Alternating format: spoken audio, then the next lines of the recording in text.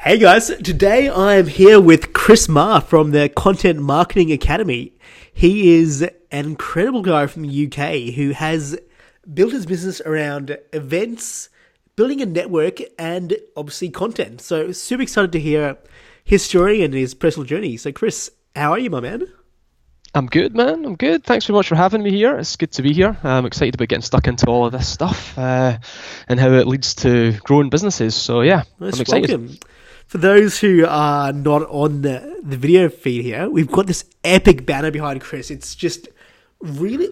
Chris, why do you have that banner? That in itself is an interesting story, and I guess people should know why you have that in the videos. I mean, it's a good way to lead into this, actually. I think we've been in business for about 4 years. The Content Marketing Academy is about 4 years old now. We're in our fifth year in business, and the one thing that we've played around with for a long time is branding, right?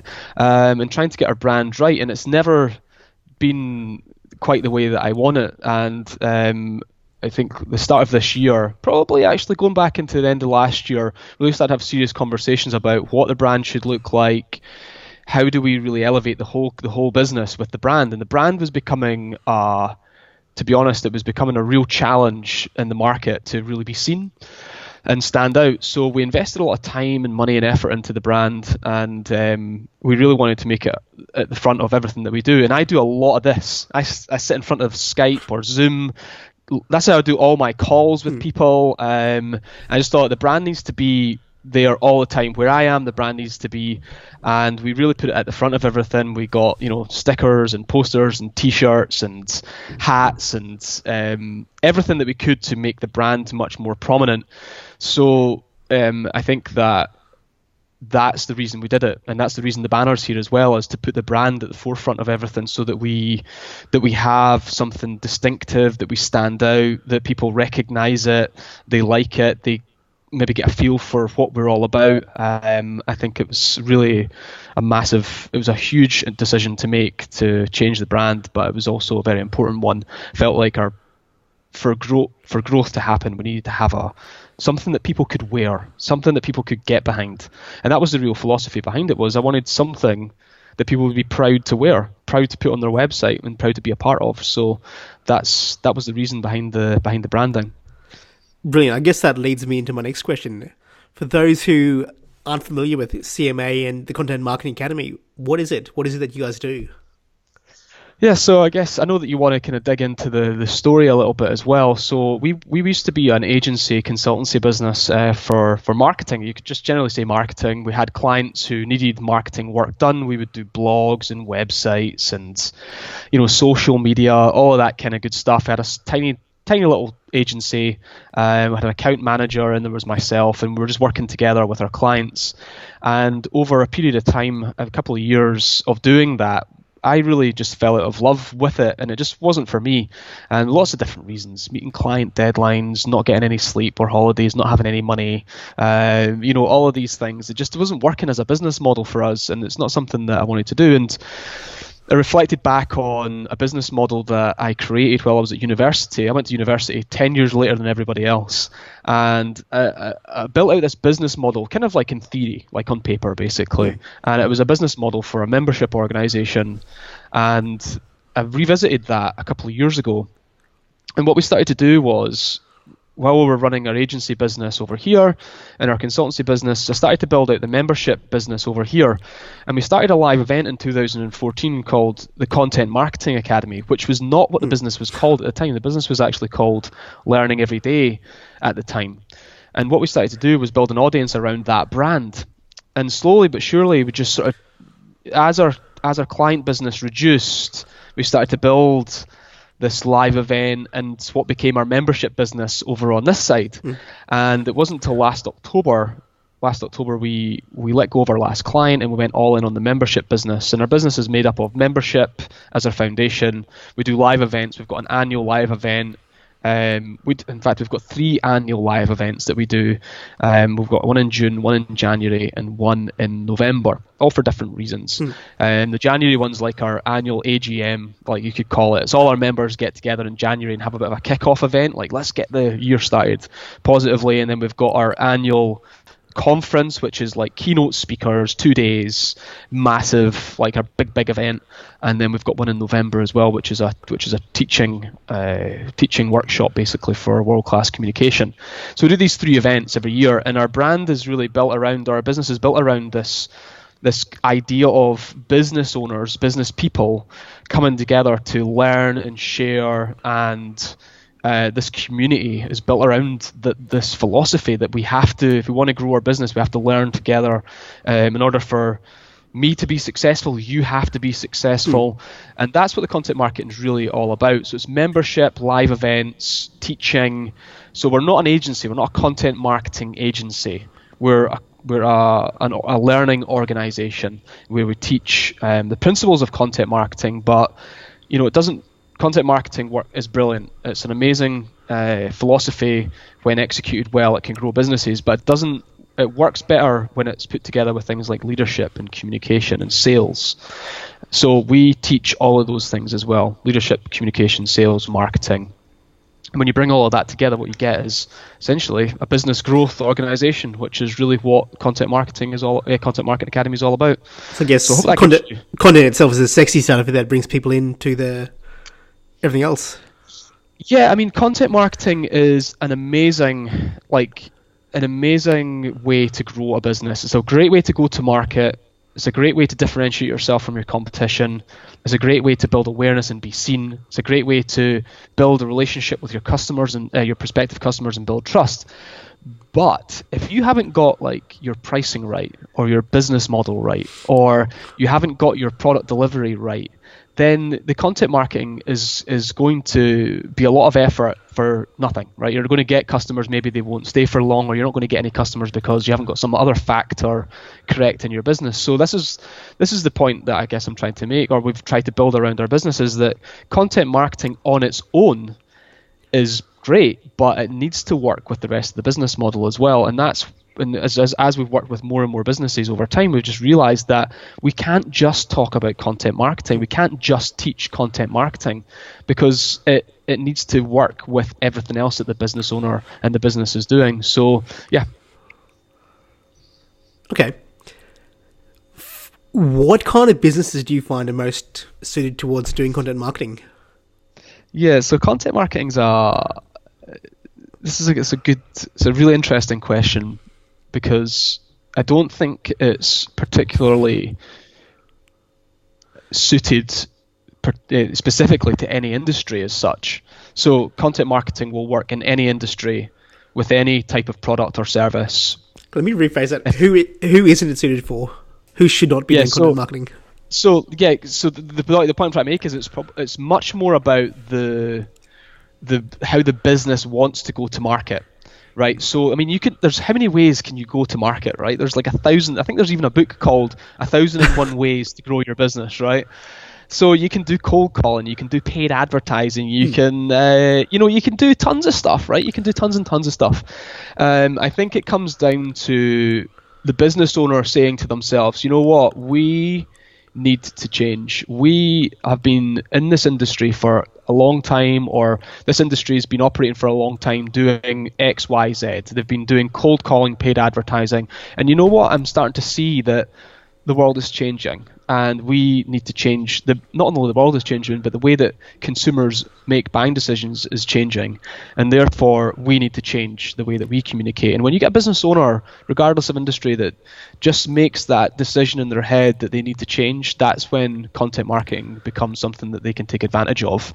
So that's the opposite of the sort of added question on there was, who should not do content marketing? The person that shouldn't do content marketing, or the business that shouldn't do content marketing, is someone that says, that's looking for a quick win, that's looking for a tactic, like they're obsessed with tactical things, the silver bullet. Oh, if we do this, we'll do a dozen blogs, and we'll really blah blah blah, and they're looking at it from a tactical perspective. Those types of people might get some short-term indications that maybe they're winning. But really, content marketing is something that you embrace as a philosophy in terms of the way that you go to market and the way that you do business. I think that those people are the people that should and will get massive results from content marketing. The people that are always looking for short-term wins, are always playing the short game, those guys, they won't win with content marketing, and they shouldn't be doing it. So it's more of a differentiation, education, long-term asset building approach. Yeah, it's more like, this is how we're going to grow our business.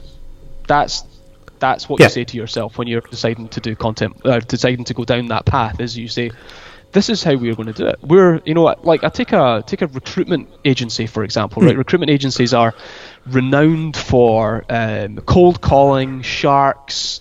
They're kind of like the used car salesman of the modern world. Sorry if anyone is in recruitment and thinking that we don't do that. It's a stereotype, right? Everybody's, it's a stereotype. Used car salesman's probably the best stereotype to use.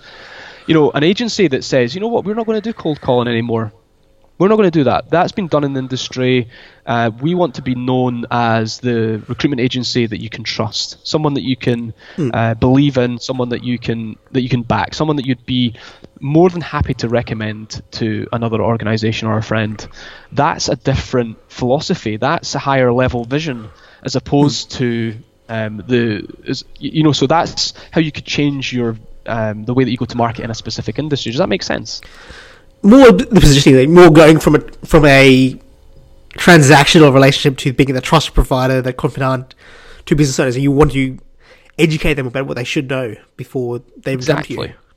Yeah, exactly. So it's kind of like it comes back to the strategy and the philosophy and the vision. Really, that's what we're really tapping into when we're talking about content marketing. At a very surface level, someone could say, "Hey, we're doing content marketing, we're doing blogs, blah blah blah," and I would say something like, "Is it getting you? Are you getting great customers from that?" And they'd be like, "Actually, no." And I'm like, "That's not really content marketing, then, is it? You're writing blogs, but you're not really embracing the full philosophy of content marketing." So I think that there's a lot of misunderstanding around what content marketing really is, and that's because it's, to most people, I think it's relatively a new term, and they're still trying to figure it out. So that's essentially why we're here, is to help people to, that don't want to be seen as a guy that's like better than everybody else or saying you're doing it wrong. What I want to be able to say is, look, we can help you to get it more right, hopefully. That's cool.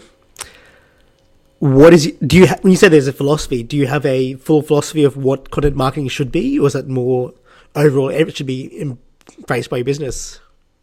Yeah, I think we do have a philosophy. I mean, it comes down to, when you look at someone and I guess what the best thing actually maybe to do there is to think about when people think they're doing content marketing but they're not. And then, so what I'm thinking is, if someone on the call today is listening to this and thinking to themselves, well, we think we're doing it, but actually we're not really doing it.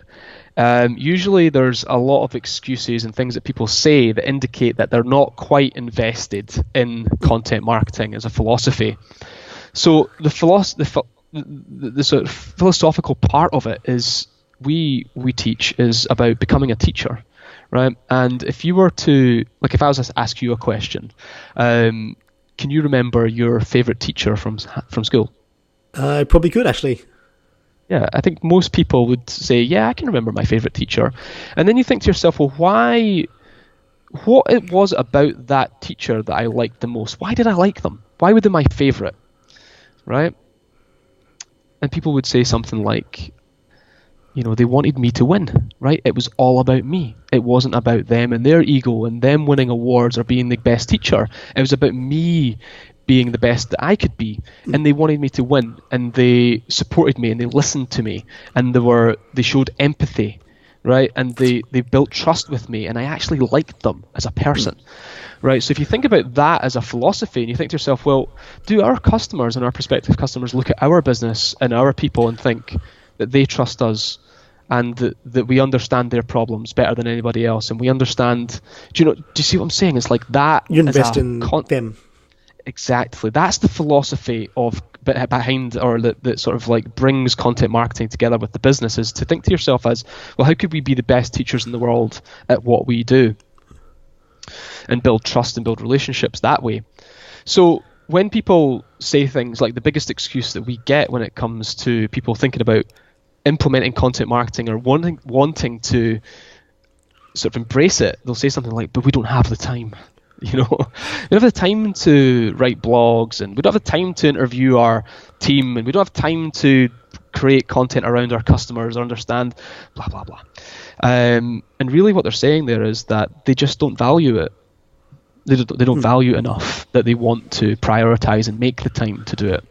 So that's the one big sort of challenge that we have today, is to help people to understand just how valuable content marketing is for the future growth of their business. And there's lots of challenges around it. I get it. You've got to learn something new.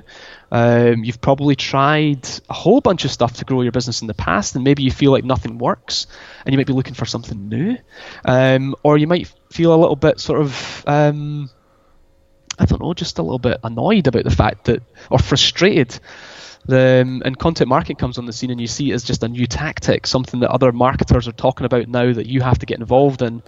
But really, it's not that at all. It's not a tactic. It's very much a strategic approach to business growth. And I hope that people on the call today that are kind of on the fence about content marketing will maybe just leap over that fence and have another look at it and consider it as a way to grow their business. I guess the next question there is, what is content marketing? Is it everything that encapsulates, so podcasts, videos, posts? Is public speaking content marketing? Yeah, of course. Yeah, absolutely. I mean, this is a great question. In content marketing, this is why it's important that we talk about the philosophy of content marketing, right? Is it possible for you to be the best teacher in the world through blogs, through videos, through podcasts, through live events, through speaking? Absolutely, of course it is. So I think I've talked about this before as well, where a live event can feel like an in-person content marketing experience where, for example, I went to an event where it was on premises in a manufacturer. You went there, and what they did was and you've been to something like this, or you've heard people have gone to some things like this in the past, where they show you around all the machinery, and you get to try out different stuff. You get to use some of the heating equipment, or you get to use some of the lathes or whatever, and you're having an experience, a learning experience. You're learning about an industry. You're learning about the way that it all works behind the scenes, right? And not once did the person leading the event, the director of the company, try and sell to us. Right. So throughout the whole experience, we learned about the company, we understood the industry, the processes, the systems, the problems they have, how to be great. Now knowing all of this, I'm a great customer because I know how long it takes for something. I know the intricacies that go into it. I have a much more higher respect for what actually happens there. Exactly. So that was a content marketing experience, and it was in person. Never tried to sell to us, tried to help us understand, taught us, answered our questions. That's exactly what I think content marketing is at the core. So yes, really, it can happen. Anything that entertains, educates, and engages your prospective clients is content marketing. That puts your prospective customer, your audience member, your customers at the heart of that thing, whatever it is that you're doing. So this obviously is content marketing because you and I are thinking about the people listening to this right now and thinking, well, what would they want to hear and what questions do they have, and how can we predict based on our own experiences what you would like to know more about. So yeah, that's exactly it. And people, the core, the key thing is that we want to build trust so that people want to do business with us, and not only that, they want to do business with us for a long time because they trust us and they know that we'll do a great job for them. So yeah, I think that's exactly what it's all about. Okay, I'll ask one more question about this content specific side of things. What models have you seen that have worked well for businesses that are time poor, that they want to take one piece of content and use it multiple ways? Yeah, there's a lot of discussion about this just now. I mean, some of the best examples. Gary Vaynerchuk's one of the best at this. You'll see a single piece of content from him. It'll be chopped and spliced and put onto different platforms all over, and you'll see the same thing but in different ways. Yes, I think that when you create a great piece of content, you should be thinking to yourself, how do you reimagine that or repurpose that or recreate that on different platforms to get as much from it? But not only that, I think that from a business case perspective, you should be trying to get as much from it as possible, but you've got to think about your audience. Your audience want you to serve them where they are.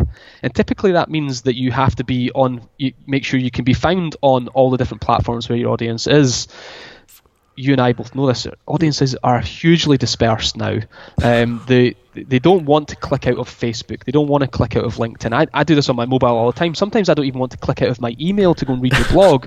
I'd rather that your blog was just in full text in the email so I could just thumb through it and read it. So I think we have to think about the point I'm trying to make here is that yes, we do have to repurpose and reimagine our content, but there's a purpose, there's a reason why. And the reason isn't just because we want our content to reach more people. It's actually because we want to serve our audience in the best way that we can. And that means by doing our job, and our responsibility is to package our content up so that our audience can get it in the way that they want it. So yeah, I mean, model-wise, there's lots of ways to do this, right? There's lots of systems and processes. I mean, at a very basic level, you can hire a VA to do this for you, or you can outsource it. I mean, there's transcription, rev.com, right? You get your podcast, your video transcribed. You can quickly edit it into a blog or provide the full transcription for people. I mean, I don't know about you, but I experienced this massively as a content consumer.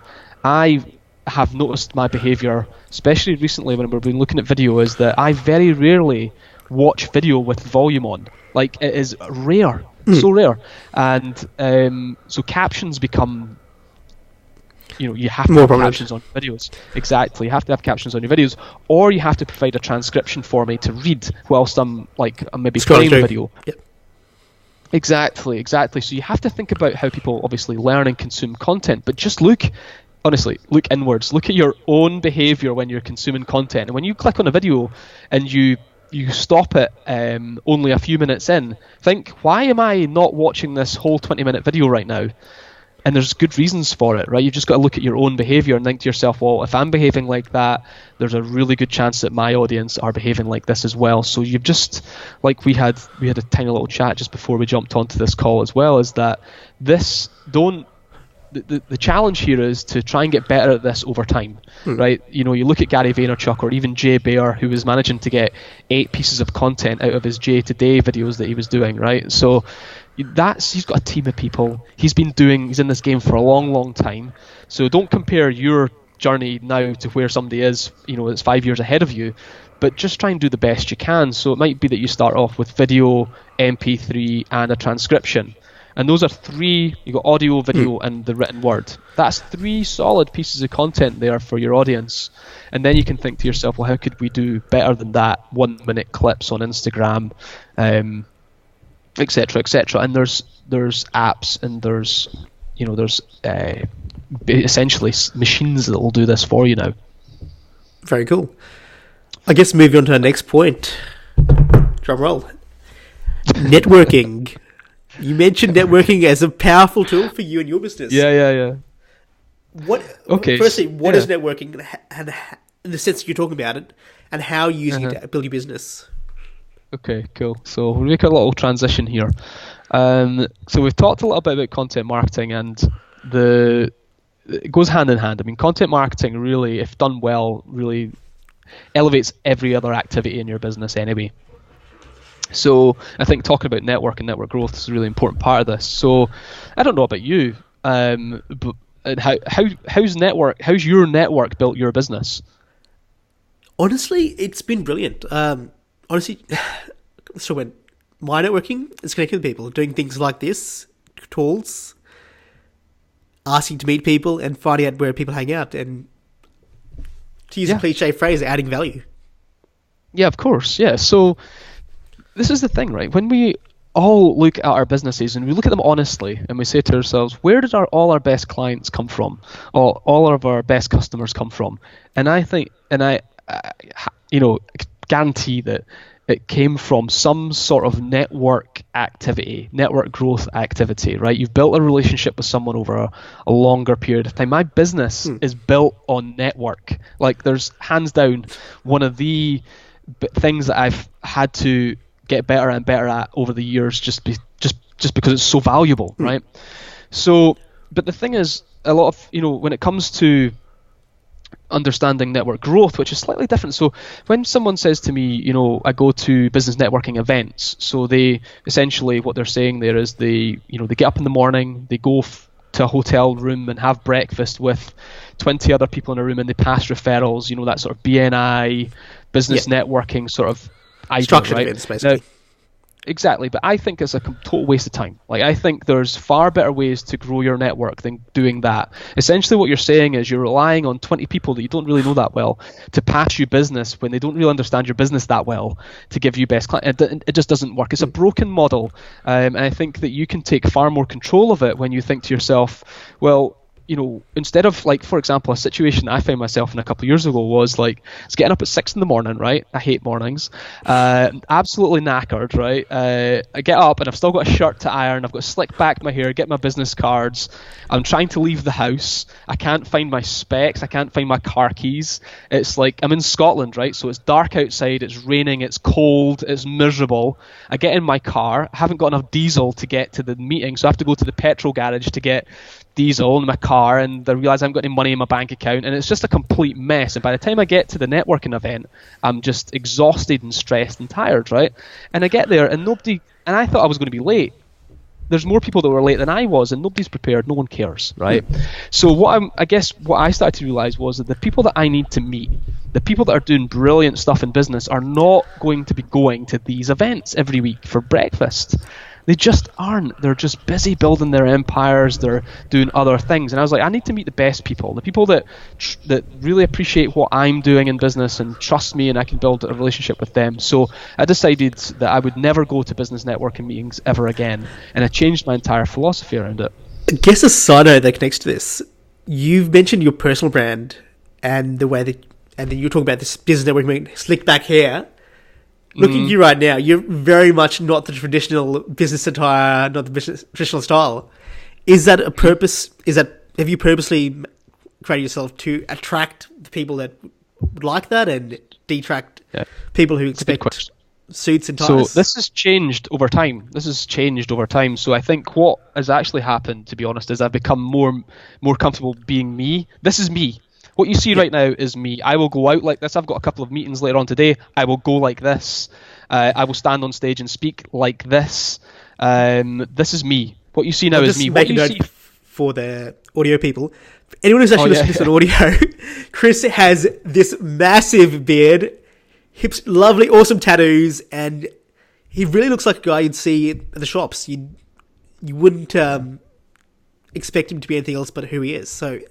Exactly. I think what was happening 4 or 5 years ago is I was behaving like I felt like I should behave. So that included my attire, what I wore, how I spoke, the way I behaved, the way I interacted with people, was how, almost like the people I surrounded myself were telling me that this is how I should behave in business. But it was all wrong. For me, it was all wrong. I did not fit. I was like a square peg in a round hole. And that, as soon as I started to change the way, networking is just an example of that. But the way that I dress, the way that I speak, the way that I have attracted people to me, my business has grown, exponentially over the years. And I don't think it's a coincidence that I have become more comfortable being me as well. So I think they've gone hand in hand. That makes sense, right? It definitely does. Yeah. So I think we took a bit of a tangent there, but now there's networking turned into events. Yeah, I think the networking thing, it does tie in. I think that you have to realize that. I think the key thing is to take control of your network growth. Don't let someone else define it for you. So that's what you're doing when you turn up to a room full of people who have, the only barrier to them being in the room was the fact that they had to pay an annual subscription to be there. Right? That's not good. You want to be in a room of people where they've been handpicked to be in that room because they're of value. Like, so they're going to take time to understand your business. They're going to take time to find you introductions that are going to be valuable to you, and they want to see you be successful. So there's something broken about the business networking, as we know it. So what I did, just to give you a little bit of an insight, I know we haven't got a ton of time to really unpack this, but what I did was I decided that instead of getting up in the morning to go to networking events or go to any networking events, I stopped it completely. I had to replace it with something else. And what I replaced it with was a different model, which is me taking control. So for example, like the reason, a great example is our relationship right now, right? So what I did was I wrote out to about 30 or 40 of my top contacts. I know who my top contacts are. And I wrote out to them and said, hey guys, I'm really interested. I've got some good stuff to share on a podcast this year. I did this last year as well. This year, I think these are the 3 things I could probably talk about quite well. Do you know someone in your network that would be happy or would like for me to be on their show? Here we are. Someone that we know made an introduction, and here we are. And that's how it worked. I didn't have to leave my home to do that. I did it all by email one night when I was in the States, I think. And I just reached out to our network. And I will obviously do the same for people when they ask me for a favor or when they're looking for introductions as well. So I think that this idea of being able to meet people globally is far more valuable, I think, than meeting people even in your local area, because I know from my own experience that if you want to meet great people who are doing great things, you have to get out of your own sort of local bubble. Just statistically, it's just not gonna. You're just not going to meet the right people. Brilliant.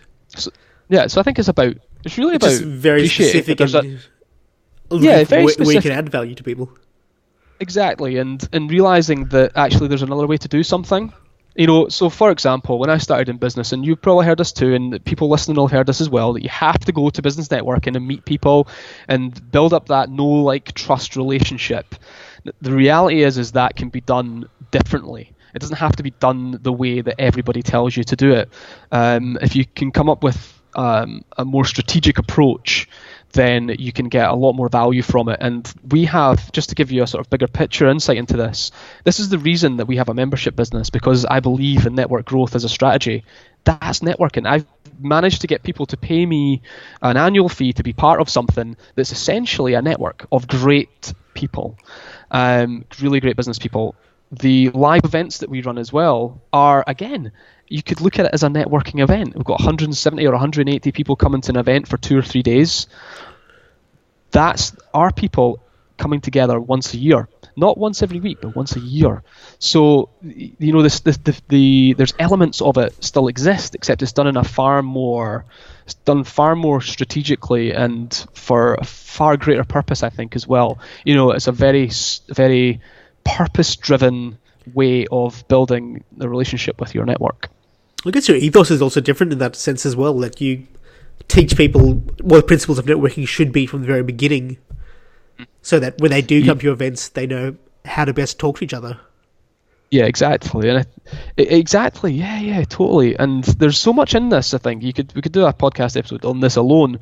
So I think one of the things I would say for your audience is to grab a book called Networking is Not Working by Derek Coburn. That's Coburn, Derek Coburn. And that book was a massive influence on me a couple of years ago. And it's really driven me to build my own. So I've learned from Derek a lot, and I know him a little bit now too, which is great. And I've learned a lot from him, but then I've applied it to my own business strategies as well, and kind of taken a lot of his philosophies on and made it into my own, what works for me, which I think is a really important thing to do in business, as opposed to just take a prescriptive set of rules and just put it in your business, is to think about, well, what do I want to do?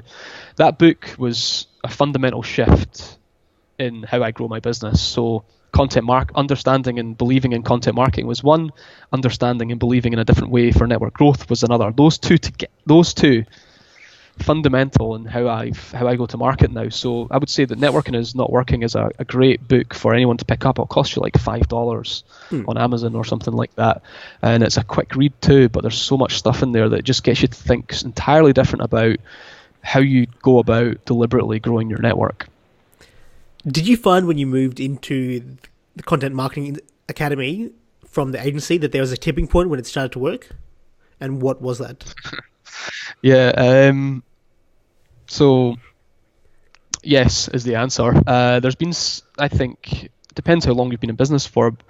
I think we've seen several sort of tipping points or indications that something either isn't or is working or isn't working.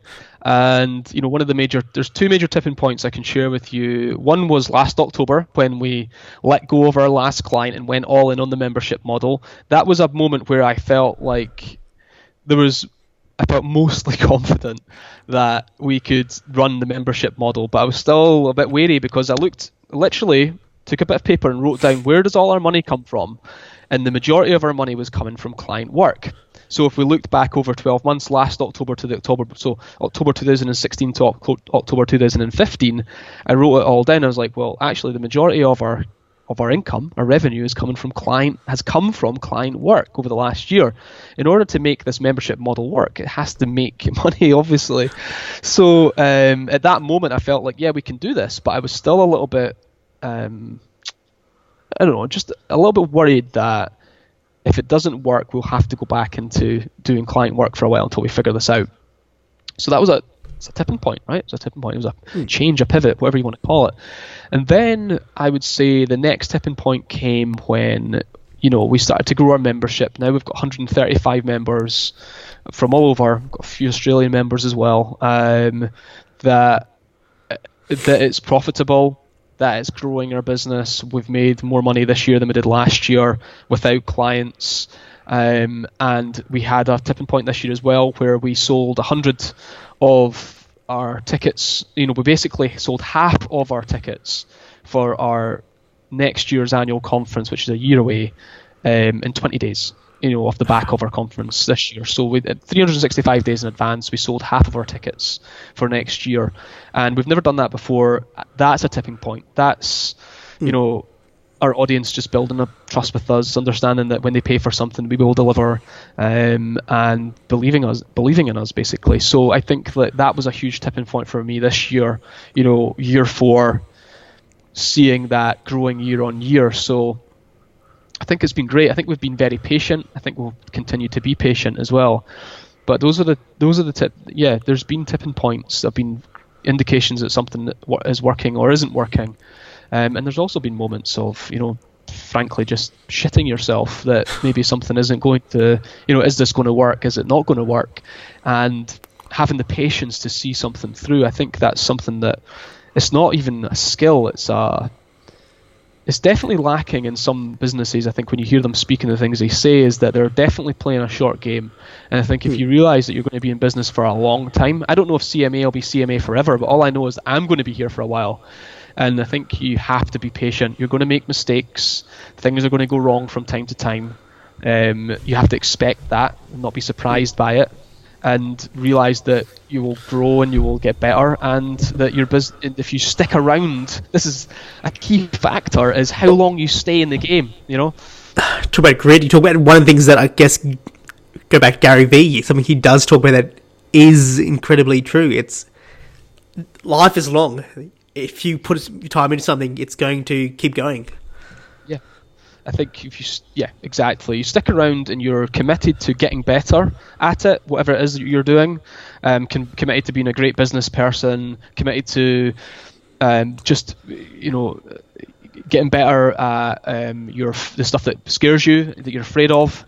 Getting better with the numbers, for example. I think a lot of business people aren't good with numbers. You have to get out of that comfort zone and into a place where you feel uncomfortable. If you're comfortable being uncomfortable a lot of the time, then you're going to be good in business. And then just appreciating that you have got time to get better at all of this stuff.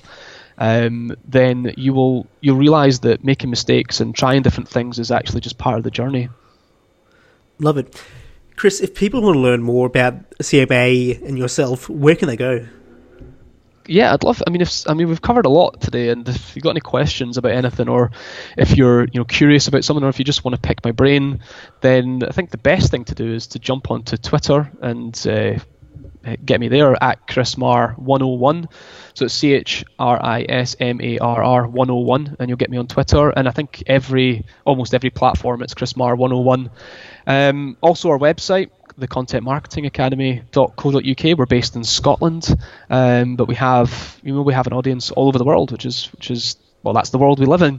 So yeah, you can check us out on our website. You can almost, if you want to contact me privately as well, which some people like to do, you can email me, chris@cmauk.co.uk, and read all my emails or reply to all my emails as well. So if you've got a question you want to pick my brain, then I'm here.